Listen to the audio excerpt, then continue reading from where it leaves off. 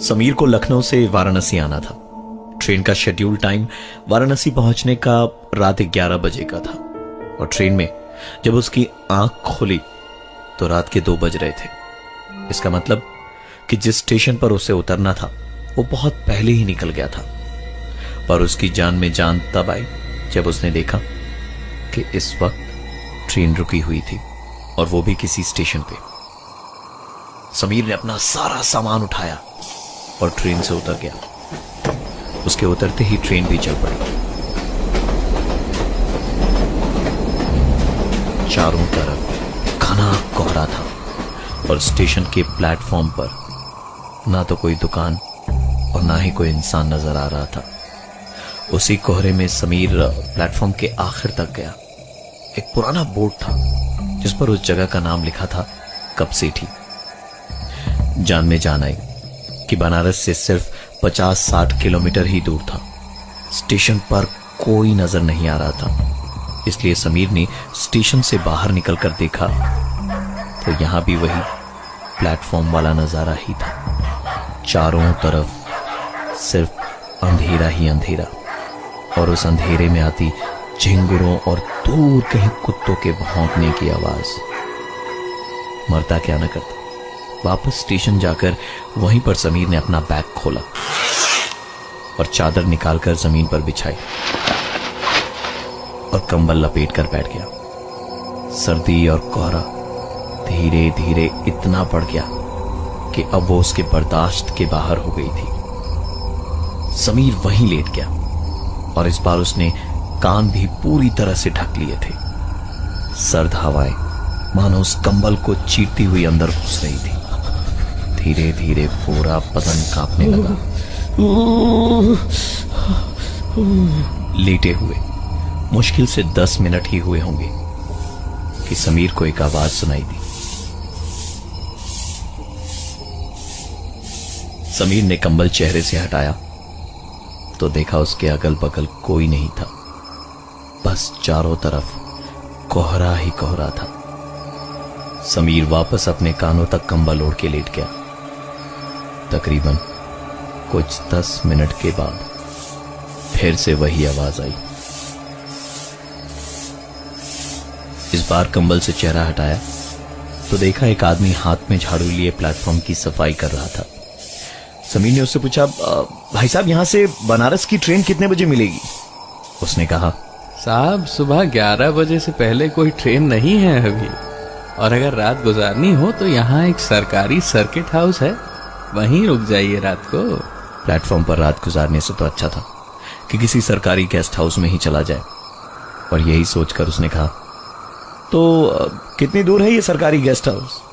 उसने समीर से कहा, ज्यादा दूर नहीं है, चलिए मेरे साथ। और फिर साइकिल पे बिठाया और उसी कोहरे में धीमे धीमे चलाता हुआ चला जा रहा था। समीर साइकिल पे पीछे बैठा था, लेकिन उसके बावजूद ठंडी हवाएं उसके सीने से यूं टकरा रही थी मानो जैसे साइकिल चला रहा वो आदमी वहां था ही नहीं। घने अंधेरे और कोहरे में कच्ची सड़क पे सिर्फ झिंगुरों की और रह रह के उस आदमी के साइकिल के पेडल मारने की आवाजें आ रही थी। हल्की सी रोशनी में समीर ने देखा कि वो आदमी पैर नहीं चला रहा था, लेकिन पेडल मारने की आवाज बार बार आ रही थी। इसके पहले कि समीर रिएक्ट कर पाता, एक घर जैसी बिल्डिंग उसके सामने ही थी जिस पर एक पुराना बोर्ड लगा था और सिर्फ हाउस लिखा हुआ ही समझ आ रहा था। तसल्ली इस बात की थी कि अब रात आराम से कट जाएगी, लेकिन समीर को झटका तब लगा जब उसी आदमी ने पॉकेट से चाबियां निकालकर ताला खोला और दरवाजा खोलकर बोला, आइए साहब। समीर ने चौंकते हुए पूछा, चाबियां तुम्हारे पास कैसे आई? तो उस आदमी ने बताया, अरे साहब, गांव देहात का इलाका है, एक ही आदमी को 2 काम दे दिए हैं सरकार ने, स्टेशन की साफ सफाई भी और ये सर्किट हाउस भी, दोनों मैं ही संभालता हूँ। घर के अंदर बल्ब की रोशनी में भी मानो जैसे अंधेरा ही था। पूरे घर में कहीं भी खिड़की नजर नहीं आ रही थी। फर्श की हालत देखकर लग रहा था जैसे वहां कई दिनों से साफ सफाई नहीं हुई हो। समीर को वैसे भी बस आज की रात ही बितानी थी, इसलिए उसने अपना कंबल लिया और सीधा सोने चला गया। नींद शायद आई ही होगी कि कानों में एक आवाज आई। कंबल हटाई तो वही केयरटेकर कमरे को साफ भी कर दे रहा था। समीर को जगह देख उसने कहा, मटन बना दूं? आप खाएंगे? समीर को भूख तो लगी ही थी, उसने भी हां कह दिया। वो आदमी किचन में गया और वहीं से चिल्ला के पूछा, अरे साहब, चाप खाएंगे या गोल बोटी? समीर ने कहा, कुछ भी चलेगा। और तभी एक आवाज आई। ऐसी आवाजें सुनकर समीर की भूख मर चुकी थी, पर फिर भी जिसने उसकी इतनी मदद की उसका दिल रखने के लिए हॉल में जाकर चेयर पे बैठा ही था खाने के लिए कि एक बंद दरवाजे से आवाज आई।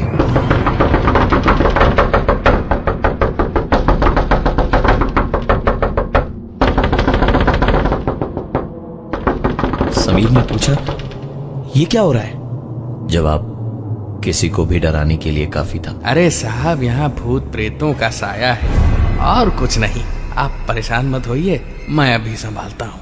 इतना कह के उस आदमी ने मटन एक प्लेट में अलग किया और दरवाजे के ताले को खोलकर प्लेट अंदर रखी और फिर से दरवाजा बंद किया। अंदर से अजीब आवाजें आ रही थी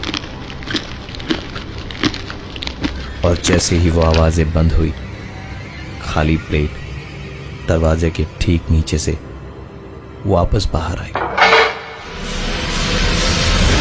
ये सब देखने के बाद समीर ने आव देखा न ताव और अपना सारा सामान वहीं कमरे में छोड़कर दरवाजे से बाहर भागकर वहां रखी साइकिल उठाई और भागने लगा।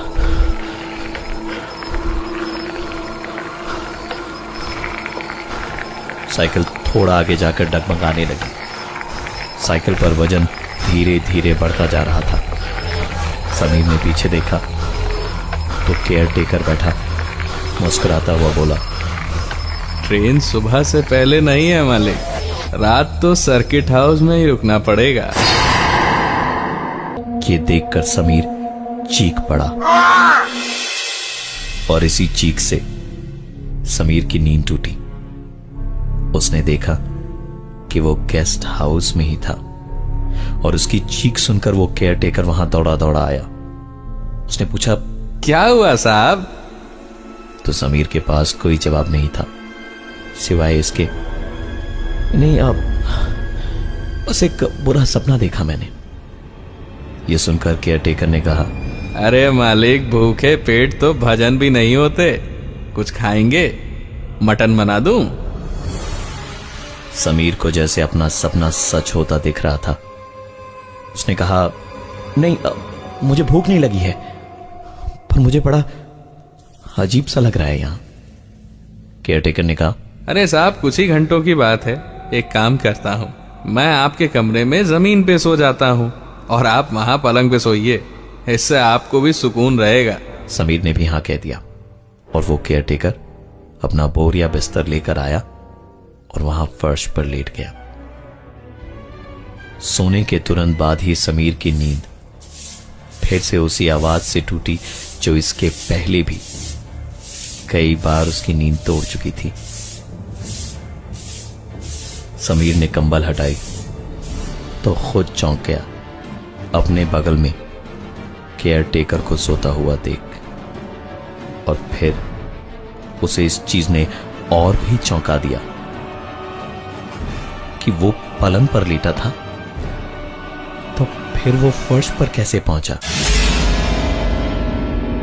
समीर ने चुपचाप अपना बैग उठाया और दबे कदमों के साथ कमरे से बाहर निकला। कमरे से निकलकर जैसे ही वो बाहर मेन हॉल में आया तो दरवाजे के अंदर से आवाज आई।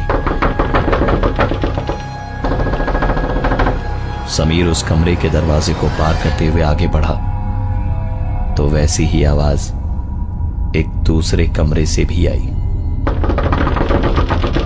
एक एक करके समीर जितने भी दरवाजों के सामने से गुजर रहा था, वहां से बस यही एक आवाज आ रही थी। इससे पहले कि समीर गेस्ट हाउस के बाहर निकलता कि पीछे से उस आदमी की एक आवाज आई।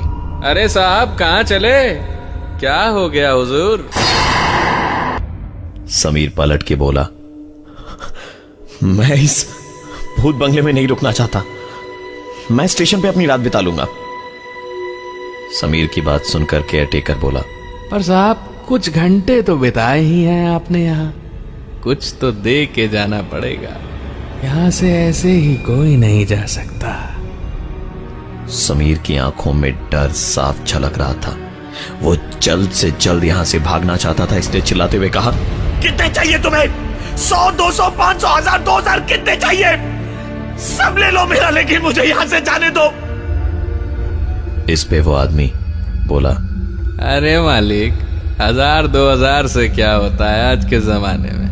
कुछ और बात कीजिए तो समझ में भी आए हमें, हैं? समीर को उसकी बात का कोई मतलब नहीं समझ आया।